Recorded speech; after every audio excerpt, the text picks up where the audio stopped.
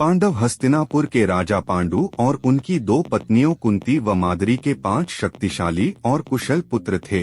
महाभारत में युधिष्ठिर, भीम, अर्जुन, नकुल और सहदेव ये 5 पांडव सबसे अधिक सराहना के पात्र रहे हैं। इनके जन्म की कहानी न सिर्फ दिलचस्प है बल्कि हैरान कर देने वाली भी है।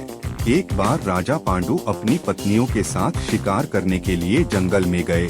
राजा पांडु को वहां एक हिरण का जोड़ा दिखाई दिया जो एक दूसरे से बेहद प्यार करता था।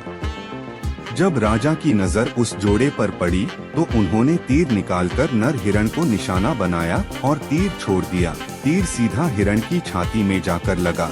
वह हिरण कोई और नहीं बल्कि हिरण के वेश में ऋषि किदम्बा थे। उन्होंने पांडु को श्राप दिया कि वह जब भी किसी महिला के करीब जाएंगे तभी उनकी मृत्यु हो जाएगी। पांडु ने ऋषि किदम्बा से क्षमा मांगी लेकिन तब तक वो मर चुके थे। श्राप के कारण पांडु ने राज्य त्याग दिया और अपनी पत्नियों से निवेदन किया कि वो वापस राज्य लौट जाएं, लेकिन उन्होंने मना कर दिया। कुंती और माद्री जंगल में राजा पांडु के साथ ही रहने लगीं। उस समय उनकी कोई संतान नहीं थी।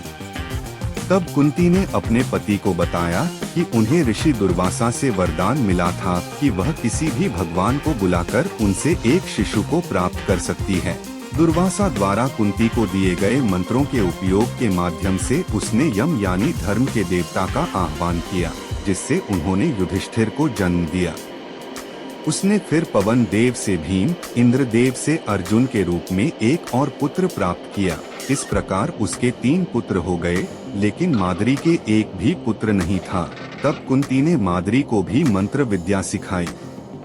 मंत्रों की मदद से माद्री ने अश्विनी कुमारों को बुलाया, जिन्होंने उसे नकुल और सहदेव पुत्र के रूप में दिए। इस प्रकार 5 पांडवों का जन्म हुआ।